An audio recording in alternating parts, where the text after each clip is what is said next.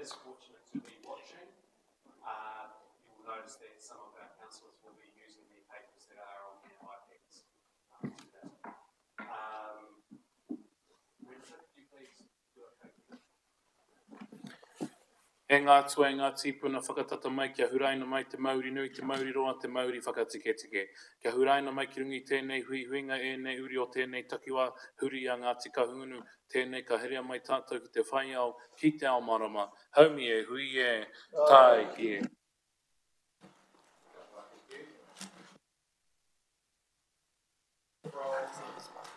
Councillor Sholem.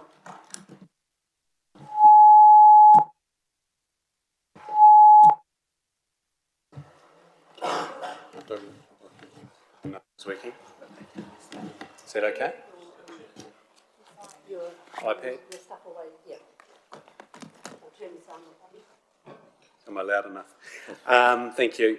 So today we have got apologies from Councillor Sholem, Councillor Watkins and Councillor Lawson. Mayor Sandra. We don't have apologies from Councillor Nixon. No. And we don't have apologies from Dr. Russell? No.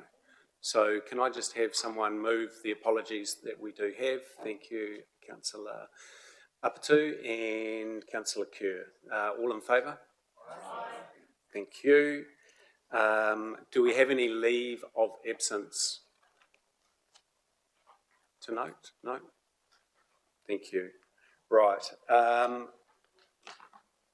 Next item is conflicts of interest. I doubt whether there are any because they're all items that are to do with council or internal of council, so I doubt whether there will be, but if there are, please let me know as they arise. So we'll move on to item 4, which is confirmation of minutes. I'm happy to move those from the chair. Second, thank you, Councillor Fowler. All in favour? Against? Carried. Thank you. Now we move to agenda item 5, which is health, safety and wellbeing report. And it'd be great to have the team come forward for that, please. Jenny and Bronwyn. Thank you.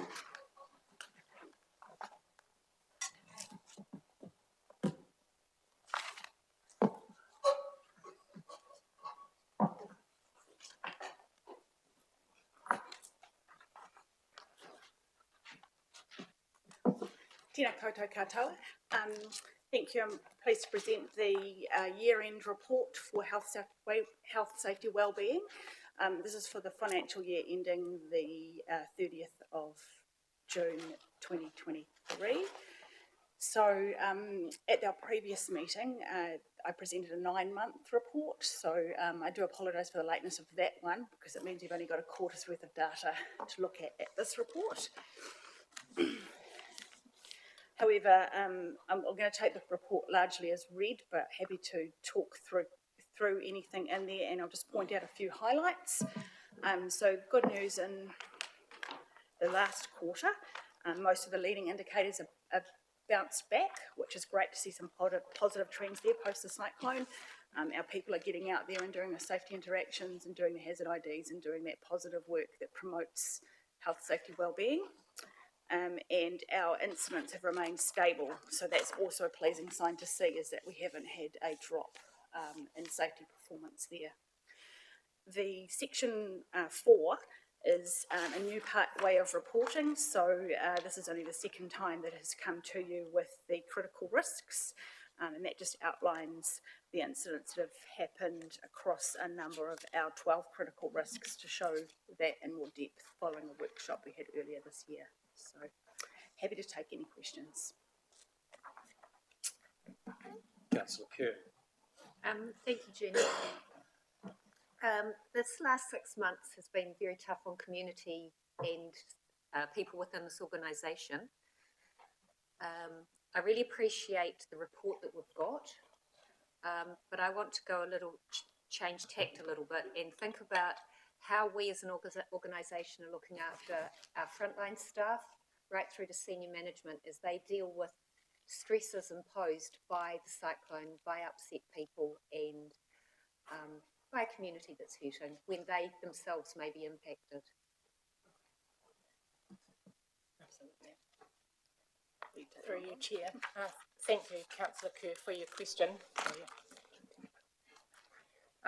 And for acknowledging that these have been extraordinarily difficult times, absolutely, for the community, but it's also been a very tough time for the staff here at Council and for yourselves as well. But whilst much of the organisation is largely back to normal activities, there actually is quite a large number of staff who are still really focused on the cyclone recovery work across a whole range of things, and it just hasn't let up. It has been a tough 7 months, and I think it's useful to point out that sort of every time something gets ticked off, there's something else there. So you sort of feel like you've got there, but you haven't because there's something else. So it has been that sustained period of work. It's one thing to sort of have an up and down. It's another thing to have it up the whole time. So, and we as a leadership team have been really cognizant of the impact on our people here at Council. You know that wellbeing is one of our core values here at Council. We focus very much on the fact that if we haven't got people who are operating in a good state, then it's going to impact negatively. And work-related stress and fatigue are two of our critical risks. So they are a thing that we keep a close eye on because they are they're some of the things that can have the biggest impact. The good thing with that is that we'd already laid some really good foundations pre-cyclone, and I a number of times said to Jenny, I'm really pleased that we had some good foundations in place. That said, since the cyclone, we have augmented those foundations with additional work and offerings, I guess you might say. So counselling and other support options, nurse clinics. We've had workshops to assist with operating in an uncertain environment. We have psychological safety training. So we already had mental health matters training that was rolled out across all staff. And I mean, that started a number of years ago, didn't it? But we've added in psychological safety training. Additionally, I might be going on a bit much, but additionally, we have the health and safety team checking in with managers and team leaders and putting in place where needed individual plans for people who might be struggling more than others. Through you, Chair, thank you. That's a really good for us to have an understanding of that. Thank you. Thank you. Councillor Dixon. Yeah, thank you, Chair. Councillor Kerr virtually asked the question I was going to ask. My other part of the question is, how does those numbers of 158 for verbal confrontation compare with previous years? Through you. Yes, they are up. I think I acknowledged at their last meeting as well, and they continue to be up. I think it's something that we were watching, but obviously we've got a community that are under pressure and staff under pressure, and we do have more heightened feelings out there in the community. People are struggling. Yeah, our staff are all trained in conflict resolution, which really helps diffuse most of these situations. But yeah, there is definitely an increase in those confrontations. Are there any other areas there should be a red alert around that we should also be aware of? Sorry. Are they, verbal confrontations, one. Are there any other areas that we as councillors should be aware of that are impacting on staff? I think through you, Chair, the one thing that we're both from a governance and an executive going to have to be sort of really focused on is just sort of resilience. Like, it's been 7 months since the cyclone, and I think as Bronwyn said, it's going to go through phases, but we know that this is going to be present for a number of years. And certainly, the council set for me as one of my KPIs is to make sure that we've got some deliberate work around organisational sort of resilience, because our success in terms of supporting our community to recover, which we know is going to be a medium to long-term effort, is going to be focused on one, being resilient and building and on the foundations that have been laid, doing all the right things around. In particular, I think about relatively new functions like, all the community connectors that are out there working with some of the most impacted and doing a fantastic job. But again, from a psychological safety, the things that are in place, the weekly meetings, the debriefs, the external assistance, it's all those things that we're just going to need to continue to be quite deliberate about and making sure that we're collectively over those areas. Councillor Hickey? Kia ora. Yeah, Councillor Dixon took away the question I was going to ask too, and noted that the verbal confrontation's a big issue. And just with that, I have another question as well, just for the chair. Do we know what areas, like, are they relating to our, our kaitiaki or our traffic wardens, or do we have an indicator where that abuse is and what we're doing about it? Yes, we do know where those areas are. Pretty much wherever we have community interactions, so at our libraries, our community centres, our pools, where the kaitiaki are, also our city assistant parking, and those officers that are out doing regulatory work are the ones that are they're bearing the brunt of it, so to speak. Yeah. Has that changed at all from last year? Because it seems, I'm aware of incidences before I was a councillor, so has that changed, got bigger? What have we done? Just for clarification, are you asking if it's changed in terms of the number or changed in terms of who is experiencing these? Sorry, the recorded number of incidences. And Yes, it has increased. We definitely have an increase in the number of those types of interactions. It's the same teams that are largely being affected. We're not seeing different teams being targeted, but we are seeing an increase. if I may, through the chair, a supplementary question in regards to what aspects do we have in place for, and I note that these are very small indicator of only 4 under stress, and what aspects do we have in place for EAP to include aspects of rongoa Māori, and also what aspects do we have in place for cultural safety, if or not available? Thank you for your question, Councillor Hickey. So there, our EAP provider, and I didn't mention that in my previous answer, I think because it's so much a just par for the course. Yes, but they have a variety of people available to assist, so they try and tailor who they connect people with in terms of the areas that they need assistance in. So I think that assists across what you are questioning. I just think if I can add through you, Chair, I think it's a great question, Councillor Hickey. We try to take a really holistic approach to wellbeing at council, not just a narrow focus on health and safety. It's why we've done things like made it mandatory for all staff to do mental health matters, because we know, mental health, the prevalence of it in our community, which means we are our community, and on the spectrum, be any number of us that are experiencing some form of that. So we've taken a fairly holistic approach. We've done financial wellbeing, but specifically around cultural safety and rongo Māori. I think it's a question we're going to have to ponder, and we should come back, because I'm not sure that we've actually. I don't know that there's any reason why we wouldn't do it, but I don't know, how deliberate we've been about thinking about, cultural safety and other forms of, provision of service. So it's probably a really good question for us to go away and reflect on. Yeah, and thanks for that reply. And it just as possibly as a recommendation, that is, I am aware that rongoa Māori now is acceptable to be offered as part of EAP services. So it'd be really nice if potentially that could be offered, and just the cultural safety aspect is kind of unique as well. And we have our first Māori ward. We have, and I say cultural safety. I didn't say Māori cultural safety. So do want that noted, and if maybe we could look at that in the future, that'd be something I'd be very supportive of. Thank you. Thank you. Councillor Barrow. Slightly different tact, but I see in lagging indicators under employee incidents that the non-injury incidents have quite a sustained drop over the year. Is that part of a normal cycle, or what's the background there?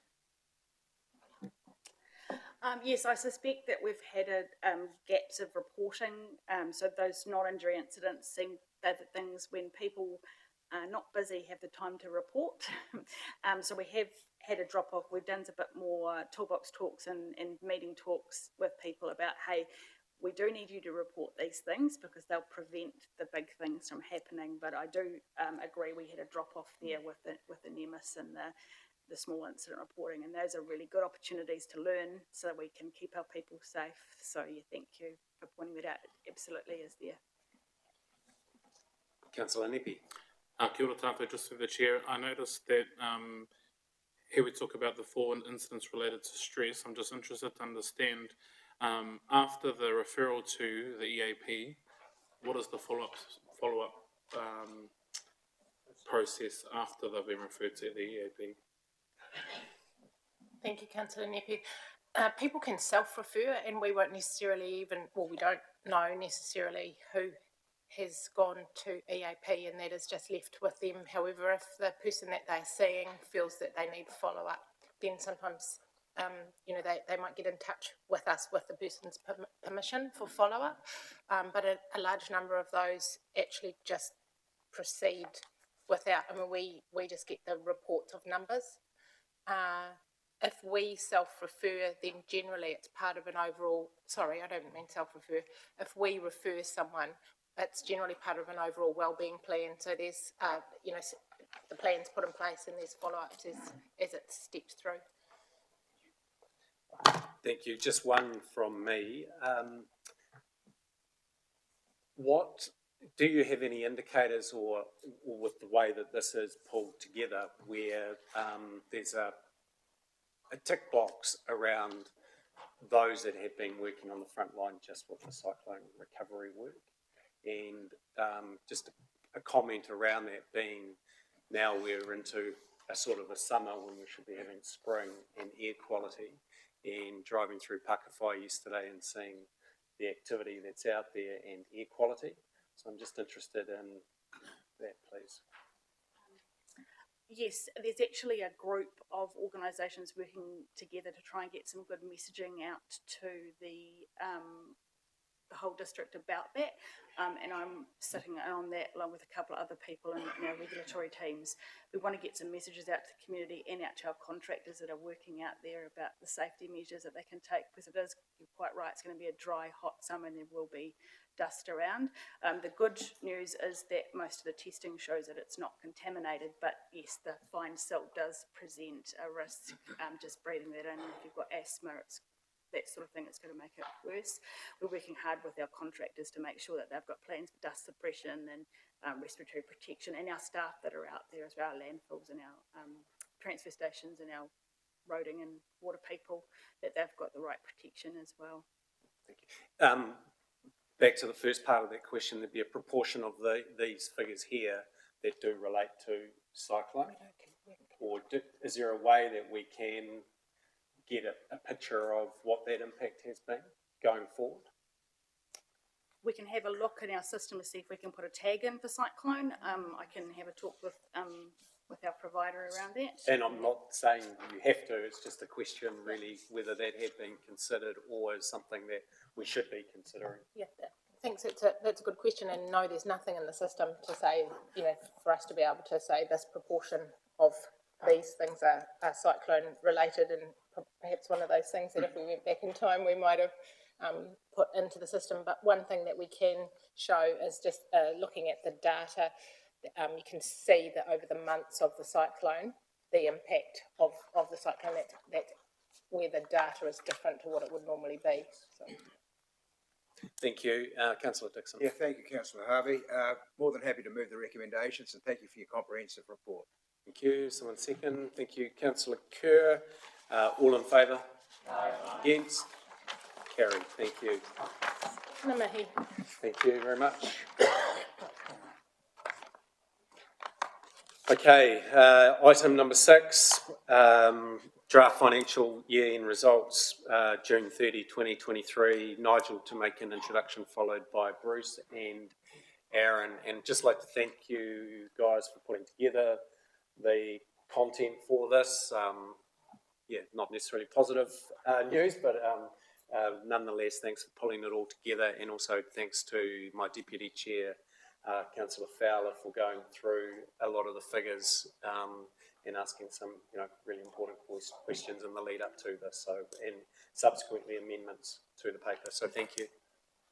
Thank you, Chair, and through you. This very much pretty difficult report, but probably when we talk about where things obviously change as a result of cyclone, that's very much a theme of this. But big picture, obviously this is a council that has been very ambitious for Hastings in terms of large capital works programs and a lot of activity.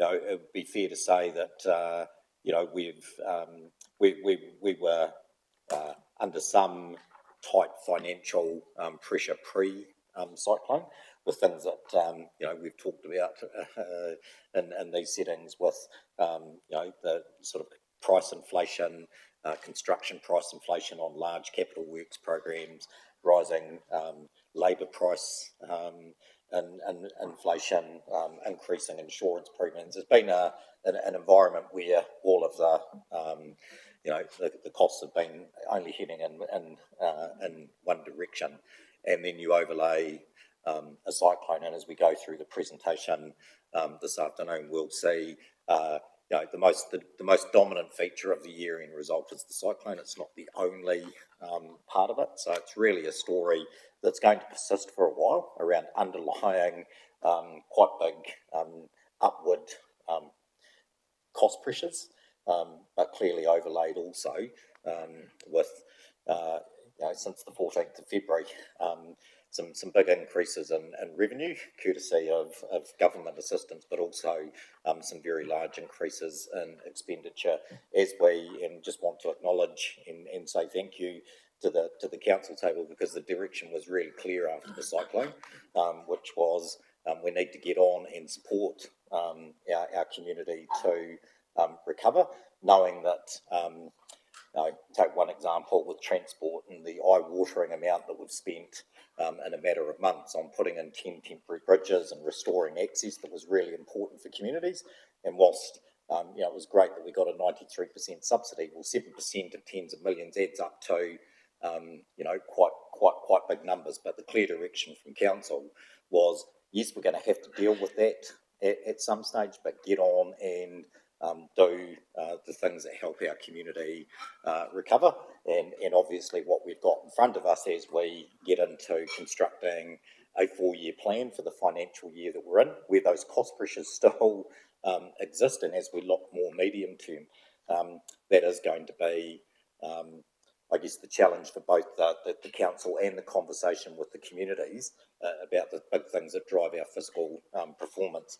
The size of our capital works program, particularly as it relates to what's debt funded, the cost of servicing that debt, our classes of activity and the operating costs associated with that, because those are primarily the areas where choices get made that go to overall fiscal positions and how it gets funded, and with our primary funding lever being rates, the size of the impact on the community. But that's very much the conversation over the coming months as we go into adopting a 4-year plan. But to focus on 22-23, really challenging year. It was going to be touch and go without a cyclone, and with the cyclone, clearly the costs that we've incurred in terms of supporting our community's recovery has not been insignificant. But that's my opening comments, but Bruce is just going to take us through a bit of a structured presentation, if that's okay with you, Chair. Thank you, Nigel. So yeah, we'll just take you through, and Aaron chip in from time to time. But so fundamentally, throughout the year, you receive different financial reports. Unfortunately, they're sort of structured in different ways to tell different stories. Obviously, we have things around the pure accounting result, bringing in things like non-cash items. They feed through into our statutory reporting requirements, which the team are busy working with at the moment. We've got auditors on site, and next month we'll be bringing to you the annual report, which is part of our statutory reporting framework. You would get management reports throughout the year detailing information around certain activities and how we're going. quite often structured around a rating requirement, because that's fundamentally how we operate and how we need to fund large aspects of our business. And that flows through to what you've received today, largely in this report, which was an analysis of the rating result, largely in our accounts. So, we set a budget, we strike the rates. Part of that process is that we have a whole lot of activities that we're going to deliver throughout the year. And then we get to this point in time, how did we go against that, delivering against those activities and those services with the rates that we collected? Almost my entire time at council, we've reported back a surplus of rates over expenditure at this time. Obviously, this report is different, and for a number of reasons, we're reporting a rating deficit. It will step you through that.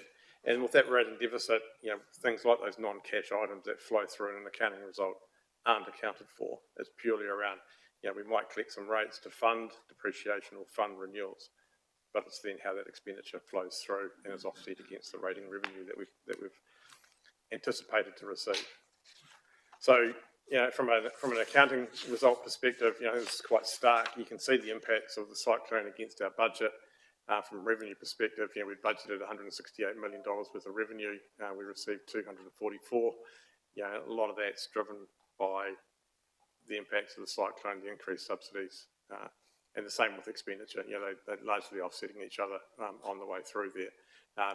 Within the expenditure, there's also significant uplift in depreciation cost as well, which, whilst it's non-cash, it is a reflection of what it's going to cost us to replace and renew our assets as we move forward, particularly our infrastructure assets. So we've seen quite an uplift in the cost of assets over the last few years, and more recent renewals have seen marked increases in asset values beyond what we had anticipated. From that naturally flows a depreciation cost, which is greater. So, as Nigel alluded to, we've got a lot of work to do in informing our long-term plan. Part of that will be looking at the funding that we're setting aside for renewals, typically through using depreciation as a proxy for that, as an indication of how much money we need to be spending on an annual basis. So we've got some work to do there to close that gap. But that was one of the key drivers around operating expenditure being higher as well. And then just sort of, if we look at our revenues, and Aaron and the team have identified this, the yellow is largely the impact of additional Cyclone Gabrielle revenue. So through that time, significant increase or significant amounts of subsidy come in to fund that $60 million worth of transport emergency reinstatement work. We received obviously additional funding to support the waste collection, decisions that were made at the time to support our community, and we would work with the Crown around how to fund that. So that that funding came through as it did around with silt collection as well. So costs that we've incurred around moving silt from urban properties has been fully reimbursed, and obviously the subsidy rates coming through at that accelerated rate of 93% has been a significant increase in revenue. We were tracking ahead on revenue in BAU, business as usual world as well. Through this time, increased opportunities for revenue through leases. We had increased revenue at Splash Planet, and quite a few of our activities were experiencing increased fees and charges revenue, which all helps, and I guess acknowledges the level of activity that's going on in those areas too. And almost, expenditures is almost the flip side of that. So, another $60 million in roading costs. There were some roading expenditure that wasn't incurred during the year, obviously from February on. A lot of the roading crews are rediverted to do emergency reinstatement. So there's quite a bit of pavement rehabilitation, pavement sealing, and a number of other activities that just had to get put on hold, and we're going to have to come back to and try and work out how that gets delivered in the next financial year amongst what would have been another program of work this financial year. So that's all flowing through, and like I said before, depreciation as a cost for us, not one that's necessarily cash, but one that reflects what we should be, as an indication of our renewal expenditure, has been growing at a rate faster than we anticipated. So I might just get Craig to step in here, and maybe Rebecca as well, just on, if we look at it at sort of three of the activities where we've seen sort of reasonable shifts in costs versus what we'd anticipated with budgets.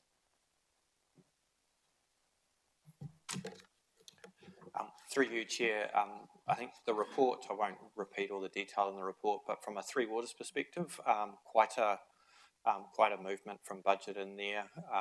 Yes, there were some Cyclone Gabriel costs that were clearly identified. There's also some crossover stuff, which is hard to choose at the cyclone or BAU. But as we talked to you prior to the cyclone, been some real tensions around escalation costs. So, for example, in the maintenance contract, council uses Burl to help forecast inflationary adjustment. That's in around 3%. The actual contractual indice that we use, the national indice, is highlighting a closer to 20% movement over that. We had an increased amount of work, particularly out at the wastewater treatment plant, around being proactive maintenance and renewal just to manage risks out there. And we had some staff that we lost that we had to backfill via consultancies, and generally when you're paying consultants, there's a reasonable overhead recovery rate that comes through. All of those sum through to quite a reasonable overspend in that. We are doing work currently, which we'll report back to you 12th of October in a workshop, and then look to more formally for this current year, because some of those trends will flow through into this current year that we're operating in, and this report talks to that. The team are looking at what we can do to offset, what we might be able to do with levels of service or reporting to mitigate as much as possible, but it's highly likely this current year will have we'll have some similar tensions. It's just what we can do to mitigate and give you choices on that. And in a transport perspective, as Mr. Allen's talked about, Cyclone Gabriel hit when generally we get into the sealing season in the rural area.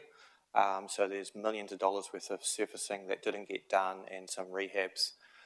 Waka Kotahi have still got their share of that normal BAU work, which they've moved into this financial year. And Bruce will talk to later the fact no positive balance, no carry forwards, but the team are looking at how they reprioritise the current year spend so they can provide a program to you that allows us to look after that maintenance and renewal and that catch up on that stuff, but perhaps some of the more new works and improvements as a choice for you to rephase or retime or choose to overspend. So a lot of work going. I guess probably just in that though, and Nigel touched on it, record amount of work that our supply chain and teams have actually put out the door, so something to be really proud of. But that's in itself going to keep a bit of tension on that upward price movement and inflation, whereas we did think we were starting to see the top of that curve prior to the cyclone hitting, just with the economy slowing a bit. But the amount of work between us, Waka Kotahi, and all the other providers in Hawke's Bay and the East Coast is going to keep an upward challenge, so we'll need to be thinking really quite seriously around the LTP, that 3-year forecast of inflation effects, and whether or not we need to do something more than Burl, which we've traditionally used. Thank you. Through you, Chair. In regards to Toi Toi, a full paper was presented to this committee in July, which did go through all the increased expenses in regards to Toi Toi and ways that we could look to mitigate those. But in summary, we haven't had a full year of operation of Toi Toi yet, and I guess the initial budget that was set was under where it should have been. During the cyclone, as you know, the facility was shut, and staff were doing distribution of food and other products around the area, and people were also out in the community. So yes, a full paper was received by this committee, and ways in which we could look to mitigate some of these costs were also in that paper. Thanks, Bex and Craig. And I think, on the Toi Toi, just reiterating that point of Rebecca's around the budget. So this was the first full year of operating, and it wasn't really a clean run of it either on the way through, but there's certainly some lessons learned by staff and management around what is the true operating cost of that facility and the opportunities around revenue and stuff. So I think we're moving into the years ahead now better informed, but we were certainly going to last year was a bit of a view of what could happen without having really traded in that space with all of Toi Toi operating together. So just regarding capital expenditure, the things were trucking along quite nicely around the delivery of the capital program until February. And then, obviously, large amount of resources were rediverted to support the cyclone response. You can see the dip there particularly between March and April, where the capital program really didn't move at all as we worked our way through responding. So, in that space, if you add another $60 million worth of capital work that was undertaken in the immediate response to do with the transport recovery, that creates a pretty significant program of work that the assets team have delivered in the last financial year. What it does do is it creates opportunities. We'll talk about this a bit more around what the impact of that is on this current financial year and the delivery of this year's capital program as well. But then just stepping it through, so this organisation, councils, has been on a path of increasing its ability to deliver increasing capital programs. We don't have to go back too many years where council was sort of delivering around $50 to $60 million consistently of capital works in any given year. And then really a step change in 2020, 2021, where we sort of, where the delivery sort of increased to around $90 million. That's grown again in the last financial year, and looking ahead into this current financial year, we're forecasting an increased amount as well. So, a lot of that does reflect, where council's spending its money. A lot of it is, and most of it is just around core infrastructure. So, close to $30 million on asset renewals. That would have been higher had it not been for the cyclone, as Mr. Su alluded to. Improving levels of service, so that's the big investments into the water upgrades, a couple of asset purchases in there, including Taumoana Showgrounds. And we're sort of saying, we see this sort of year on year, and this is around expenditure on growth-related infrastructure. Really challenging to forecast the timing of that accurately, and we'll be looking at what that program looks like this year and next year as well, around delivering on that growth infrastructure. Obviously, that all flows through onto debt, and we had seen and we had forecast to see increased debt levels through the long-term plan. We'll read that later.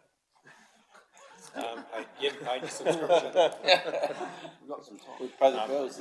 But fundamentally, debt has increased quite significantly in recent years, and we have stepped through, and we can step through again. The key drivers on that, our long-term plan had debt at into this financial year sitting around $270 million. It's a bit more than that. Things that have come on since then, the purchase of the Taumoana Showgrounds wasn't foreseen in the LTP, nor was the purchase of City Fitness building. City Fitness comes with a revenue opportunity that offsets cost of that purchase. So, we can step it back, and you can unpack that level of debt increase. But what it does mean, and what it will mean going forward with the LTP, is any conversations around debt ceilings and our ability to deliver on the program that's in front of us will be constrained. Where our debt sits, half of it sits within the Three Waters, and probably no surprise. But that sort of aligns to how we, as an organisation, structure the funding for capital work. So, typically, whilst roading is a big component of our capital program because of our relationship with Waka Kotahi, the funding arrangement with that is that generally roading works, which is renewals or maintenance, is rates funded. If the debt's associated with roading, it's typically new assets like the Whakatū Arterial or the bridge program in the rural area. Three Waters accounting for a big proportion, and we'll see that split shift in the years ahead. Whilst we've gone through a big investment in water supply, wastewater's next, and you'll see quite a shift in the investment profile with wastewater coming forward.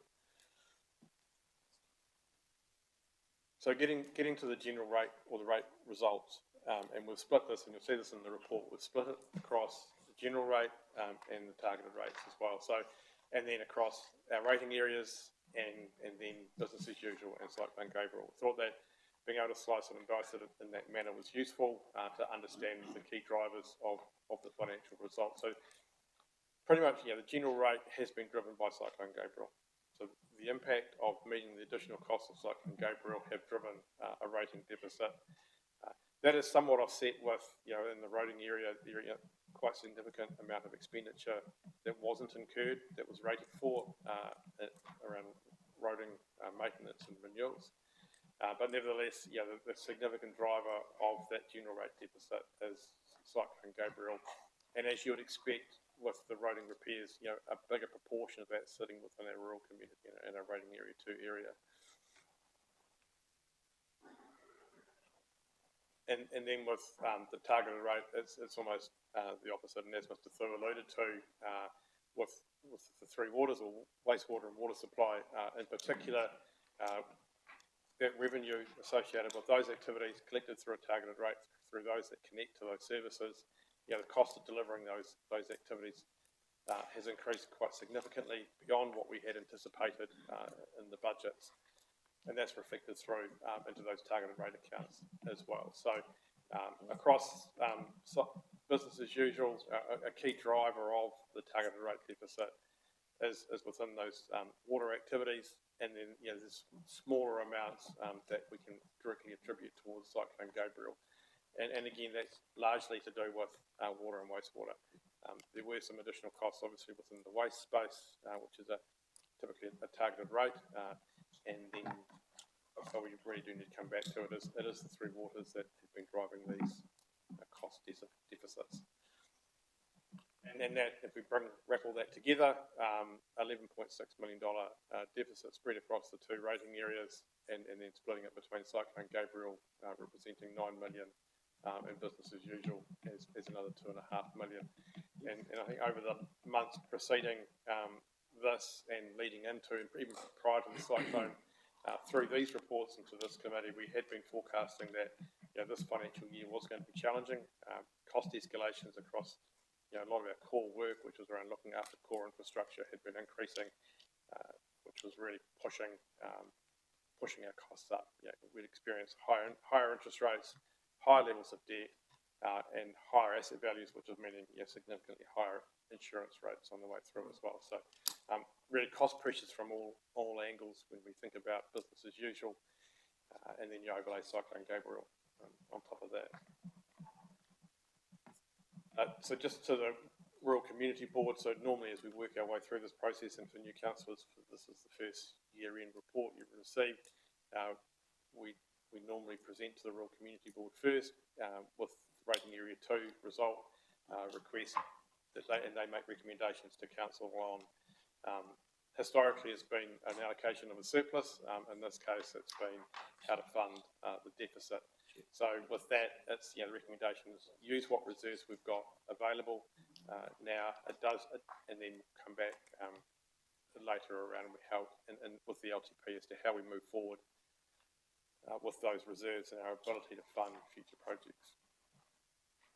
So this table is straight out of the report. You'll see the reserves that we're recommending to utilise to fund part of the general rate, and predominantly that's within rating area 2. So over the years, the rural community have built up reserves, whether it's the NCTA Transport Reserve or a more broader capital reserve. They've also been very prudent around having a flood and emergency reserve. That's in years gone past, we've dipped in and out of that. We've contributed to it through surpluses, and in almost most years, actually, there's been a small draw on that reserve going forward, but it's been able to be maintained. The balance of that reserve fluctuated between that 1.2 million and about $2 million. So that was being fully attributed to helping support the deficit, as have a number of those other reserves. That has required, within the rating area 1 area, the urban area, a requirement to use debt to fund the balance. That $2.1 million will have to come back to you through the long-term plan and financial strategy as to how we deal with that debt and how it's repaid in the years ahead. Typically with debt, as we draw it down, we're drawing it down for specific projects and specific activities. those activities have a rating mechanism and we have a way of collecting that revenue against those activities. With this, it's going to be debt that's associated across the organisation, and we're going to have to pull together a funding mechanism for that and determine a way forward. And then almost lastly, just looking at the targeted rate reserve balances. So with the water supply and wastewater, we're recommending that those two balances, around $4 million, I believe, is $4 million for wastewater and $3.8 million for water supply. So those targeted rate accounts are currently in deficit. And the long-term plan forecasted that they would be in deficit and that we would gradually increase the targeted rates to bring them out of those deficit positions over a period of time.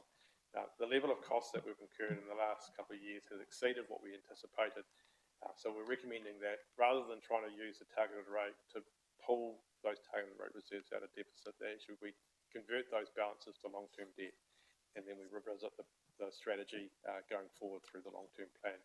There's a couple of other targeted rates accounts that are in a similar position, but we believe there's probably a longer-term strategy that we can develop with those, and we'll bring those back to you through the long-term plan formulation. I think this is the last bit around carry forwards, as Mr. Thu alluded to. So when we talk about carry forwards, we're talking about carrying forward the funding that we have available for those projects. And that may be debt funding, it may be rates funding, subsidies, reserves that we may allocate to certain projects. So in relation to rates funding, when we have a deficit, we don't have funding to carry forward and it's available for those projects. So we're going to have to try and find some space in this financial year to meet those costs that are still budgeted and still required. So in the rates area, it's recorded in the report, $5.3 million of rates funding that we would have looked to carry forward should have been had it been available. That's quite a bit more than normal. Normally that balance sits around $1 million in any given year, and it's been relatively steady over the years. But it does reflect the impact that Cyclone Gabriel had on the delivery of a number of activities across council. In regard to the debt funding of carry forwards, the capital program in this current financial year is substantial. It's circa 150 million. So we don't believe there's any need to carry forward any funding, debt funding from last year into this year.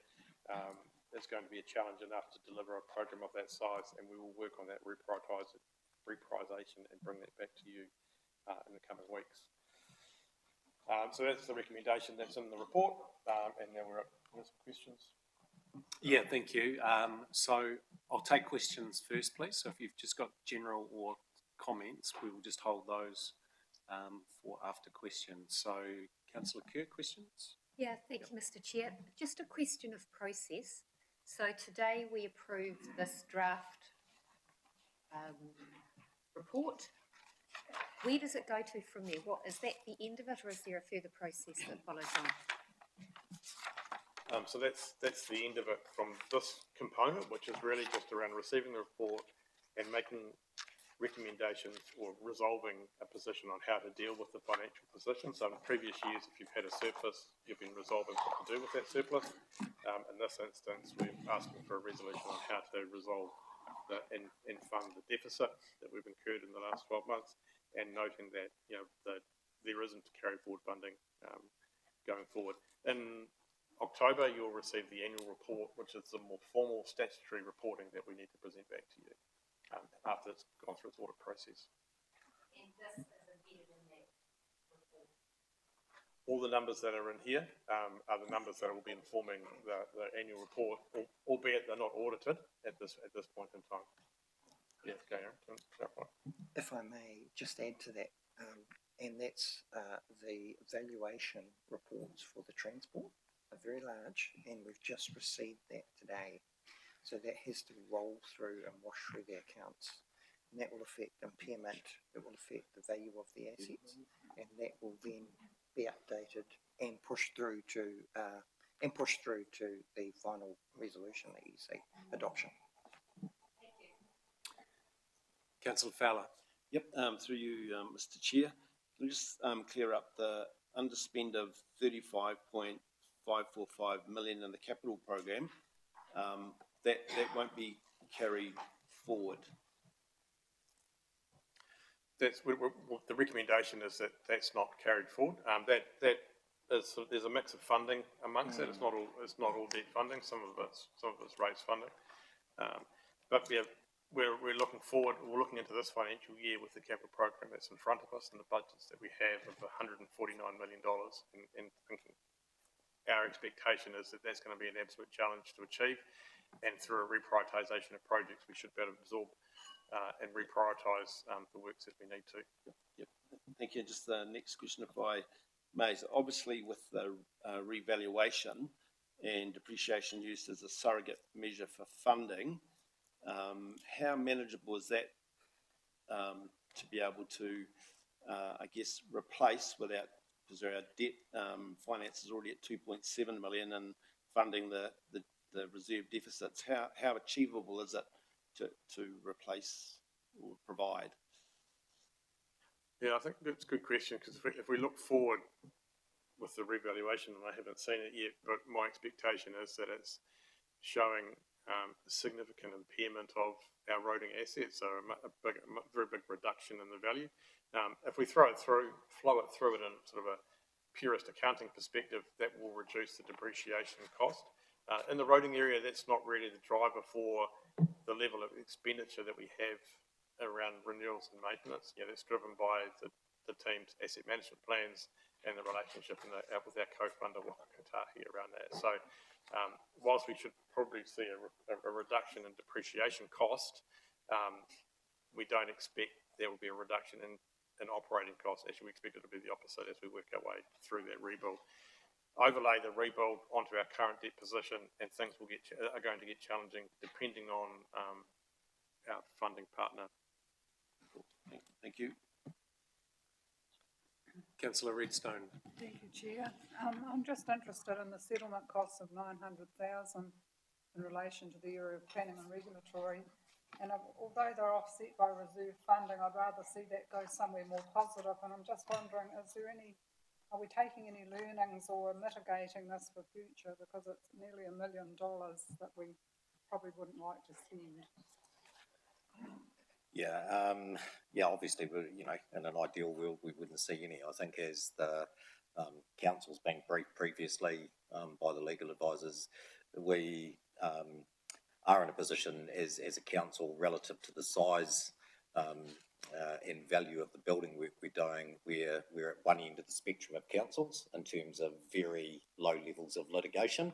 But obviously, there was a settlement for litigation, this year, and the council's been briefed on that. So try to take your learnings, but in the context of $1 billion worth of building work, we are going to have some residual risk. Just with the nature of the function that we carry out. You're just looking at ways to reduce that in the future. Thanks, Nod. Councillor Dixon. Yeah, thank you, Chair. Just a question from me. Where staff were seconded from one area into cyclone recovery tasks, did their wage package follow through, or was it a charge against the original place of employment? Yeah, so through you, Chair, certainly for the staff that, and there's a good number of Hastings staff on secondment to the Regional Recovery Agency, those costs are being met entirely by the Regional Recovery Agency. I was just thinking about Toi Toi staff were. Look, we captured a good level of reimbursement through NEMA of costs within the rules, but that doesn't tend to reimburse existing staffs. No, and if we think about how that flows through, through the immediate response, there was staff from almost every activity of council that was supporting that. Though the cost of those staff falls where this budget, later it falls. And we don't do a reapportionment of staff costs across that. I think it would have almost been every single activity of council was involved in the response at some point in time. Where we've got longer term secondments from staff within the organisation, we would look to recode their salary costs, but but typically through that response phase, it's just all hands to the pump and just get on with it. Completely understand that. And a second question, if I may, how did Rating Area 2 manage to achieve a neutral balance? They have reserves in place. Exactly the right amount. No, there's still another $900,000 within one of the capital reserves, which has been unallocated, and I think the team will be looking at using that up in the current financial year.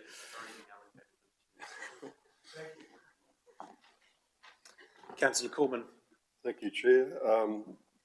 Approved unbudgeted projects.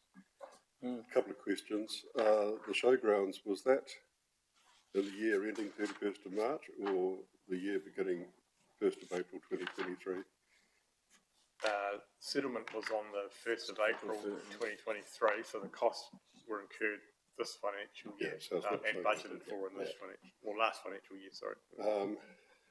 And then the second question is, we did have a slide there which was capital expenditure since 2016.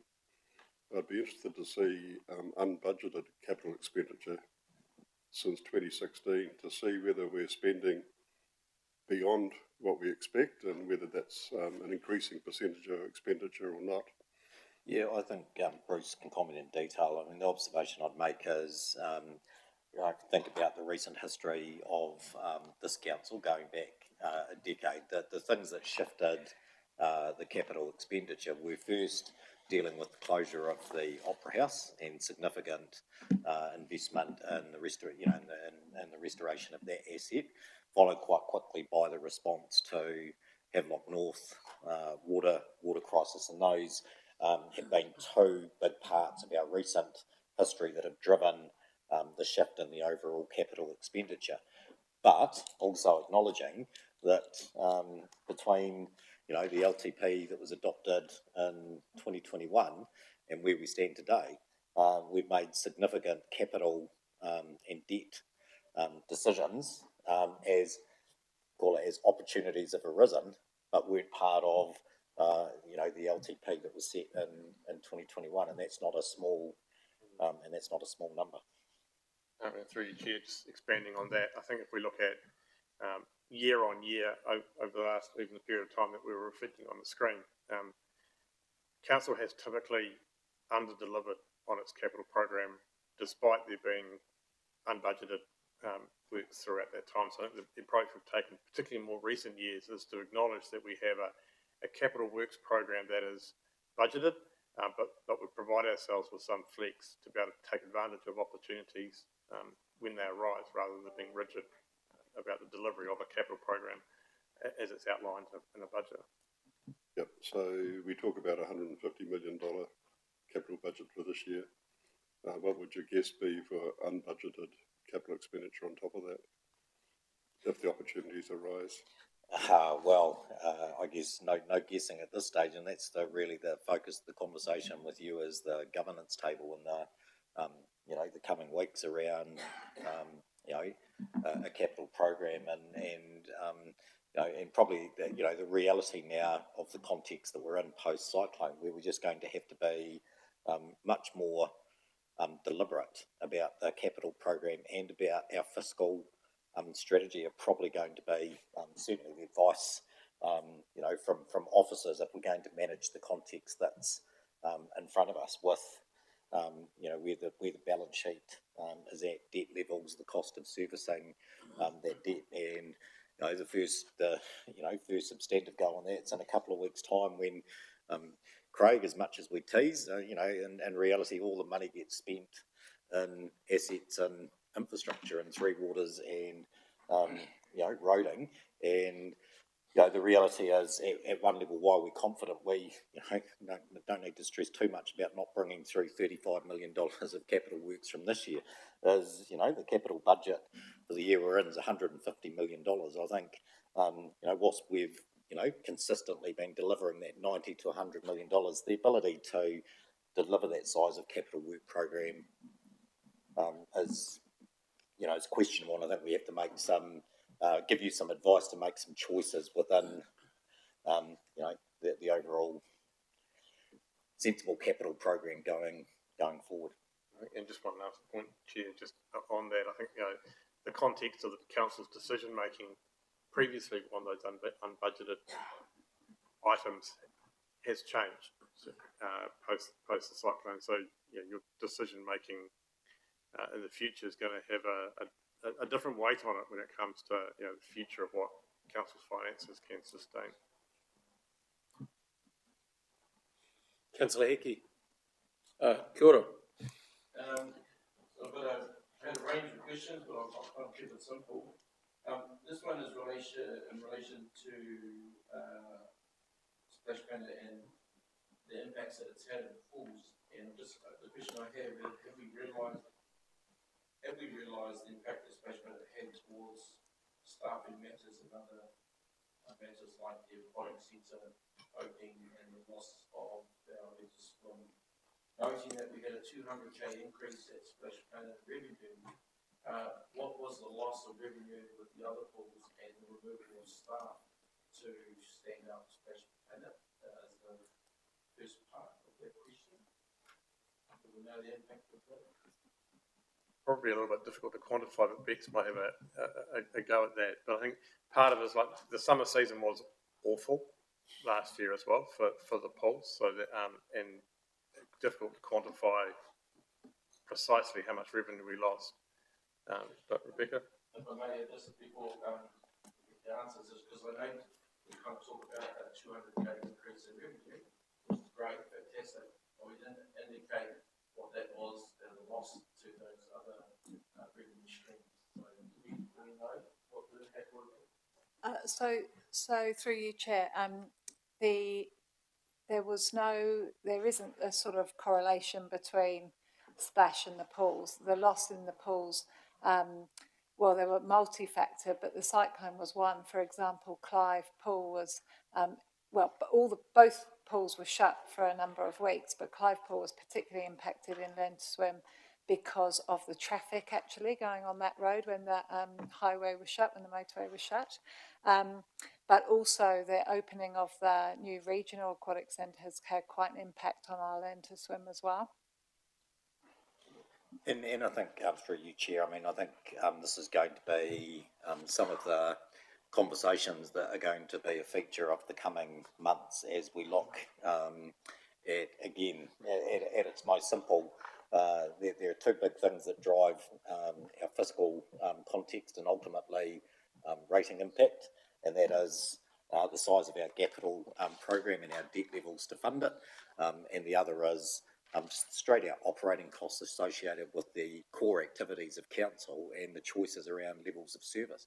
And so I think aquatics, and I don't want to go and open up in public a big debate, but if you stand back and have a look at some things, and this is data that I think we have to present to governors to make some choices on and engage with the community. There are pools where it was costing us 2 or 3 times the cost of opening them on a day than people walking in the door. But those are choices for council and the community about, well, how many pools do we have? What is the level of service that we're going to provide to the community? Because those will become the real conversations over the coming months in the context of, priorities, rating impact, because it is going to go to those fundamental areas about size of the capital program and debt levels and the operating costs associated with the activities and the levels of service that we're providing across a range of activities to our communities, and are going to be the things that we're going to have to, I think, open up and put on the table, because those will be the sorts of choices and trade-offs that council's going to have to consider. And thank you for that, Nigel. I guess the next part of that was I would imagine that we have a mitigating process in place to mitigate any risk of pools that we've agreed that will stay open, can be staffed and won't be removed prior to the cyclone, to go and maintain Splash Planet as it happened in the last summer. So that was my question in regards to that. But the other one was just so I understand, if I can, around the capital works budgets and the investments. And I think I might know the answer. You talked about 50 to 60 million capital works, and then an increase in 2021 to 90 million, and we're in excess of 270 million we plan CapEx work or budget for that. And some of that would have been around infrastructure or improvements. And we would have planned that in a budget. Do we kind of get that back, or does it all just get squashed into the final figure? I mean, does that make sense? So let's say we plan to spend 30 million next year and 40 million the year after and 50 million for infrastructure works.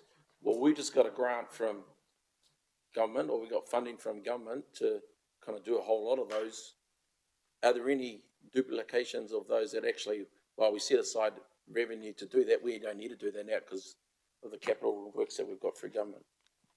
I think one of the, through you, Chair, one of the challenges is, you know, over recent years, that the big drivers of increases in capital spend have been decisions around heritage assets, around Three Waters, but also a council that's been quite progressive and quite successful in attracting funding. So, you know, 3 years ago we weren't doing anything in you know, the direct provision of housing. Yet we've received tens of millions of dollars, you know, of funding to undertake capital works around enabling for subdivisions in Flaxmere. I think the challenge is it's very hard to look at, which we tend to do. What's the capital program for this year, as opposed to what's the multi-year? Because the nature of some of these investments don't just occur within a single year. And I think that move to having more of a a multi-year view of our capital sort of program we've talked about, but I think need to be more a little bit more deliberate in our current context. Thank you. Councillor Butter. Thank you, Chair. I thought I might just give a little bit of context for the Rural Community Board side of things. So the deficit in comparison to the rate take for rating area 2, so the rural area, is quite high. We generally say we've got about $11 million of rate take and $4.5 million of deficit, makes it close on over half of what we budgeted for. I think one thing that we did discuss at the last Rural Community Board meeting was that we're very fortunate that previous iterations of the board have set aside a large amount of funding for events just like this, and also we're looking towards the future in terms of setting aside money for increases should Waka Kotahi be in a position to fund our roading at a higher level than it was. So it was great that previous iterations of the board have set aside that amount of money for a rainy day, and it's the only reason we're in the position we are at the moment. So, thank you. That was questions. Any comments, or will we have someone move the recommendations, please? Marcus to move the recommendations, seconded by Councillor Hickey. All in favour? Aye. Against? Carried. Thank you. Thanks, Aaron, for your work. Thanks, Bruce.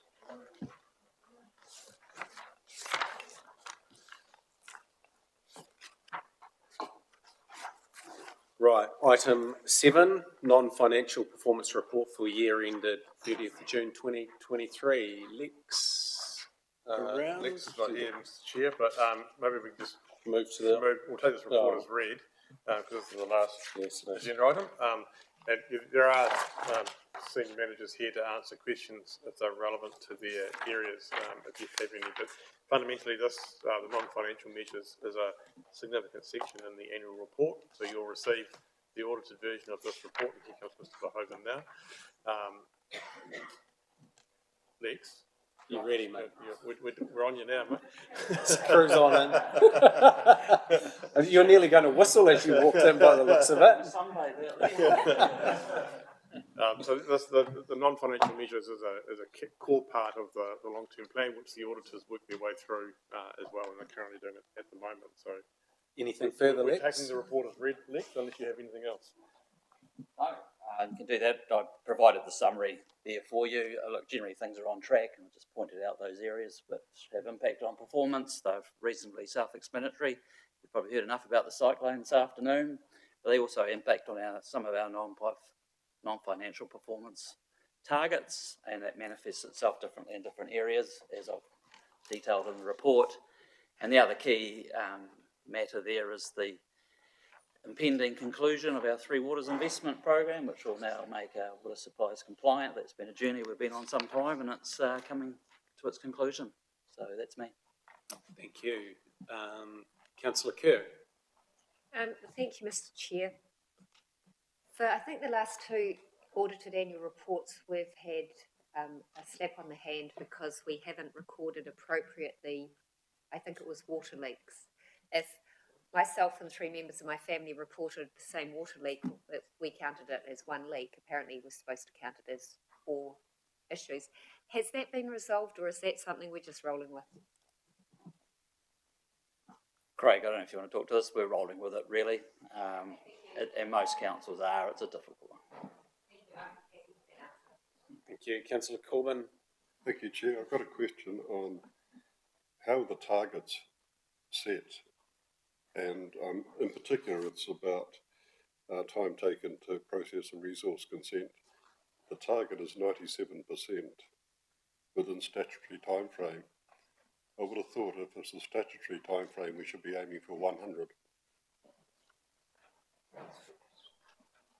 Well, they're set by the activity managers, but reviewed by yourself at the time that you put the long-term plan. Reviewed by us, is it? Yeah, absolutely. They're ultimately your targets with your community and your service levels with your community. So, again, we're about to enter into that process again, and you'll get a chance to fully review those and ask those questions of the staff. But you need to live with the ones that are in your current LTP. Thank you. I think that's excited Councillor Corbyn no end. I may be away when we do it. Thank you, Councillor Nepi. Kia ora. Just noting on the title page of the report, spelling mistake there. Tā tātou anga repopo ata. Struggling to figure out what that means, but it's wrong.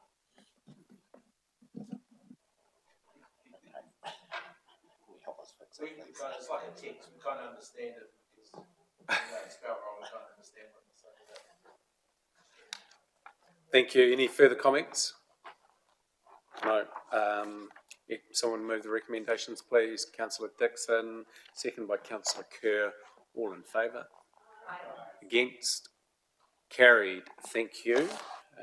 That pretty much draws a conclusion to the meeting. There are no minor items and there are no urgent items. So firstly, I'd like to thank those that watched in this afternoon and also for everybody that participated here this afternoon. So thank you for your contributions. Sorry, karakia. Closing karakia. If that's okay, we'll close with the karakia. But just firstly, I just want to actually thank everyone that's presented, because I know how important it can be around financials and reporting and performance and things like that. And kind of just being a new councillor looking at these things, I may ask questions that kind of seems like, oh, don't you read your papers? But it's more around actually, one of the things is that when the community asks me what we're spending money on, I kind of really want to understand what it's about. And I do want to ask this question is, what have we got as councillors that we can give to the community when they ask about financial performance? Have we got something in comms that we can use to hand out and just give them a bit of an indicator where things are? There was a couple of ways we can do that. So on a quarterly basis, you're getting the financial report, which has a series of dashboards. Kind of in layman's terms. Yeah. I mean, Yes, spreadsheets are spreadsheets, but so the dashboard stuff at the end of on the standard quarterly report, which are reflected in here as well. So these things basically can talk about the amount of revenue we're getting compared to budget, where things are going well, where they aren't going well, and the same with expenditure. So that and how we're going with our capital expenditure. So those really simple. There's only about 4 or 5 pages. Yeah. We give that out on a monthly basis. So that's probably at that nice high level that you might want to talk to your community about. Thank you. Closing karakia. Thank you. Kia ora tātou. Te wheri ko te tapu e haere i tua haere i waho haere i te wai kōpatapata e rere nei kia hoki mai ai te wai mahuru te wai ai o tēnei ka whakairihia ngā kōrero ki te tāhuhu o te whare, hui te marama, hui te ora, haumi e hui e, tā e hi e.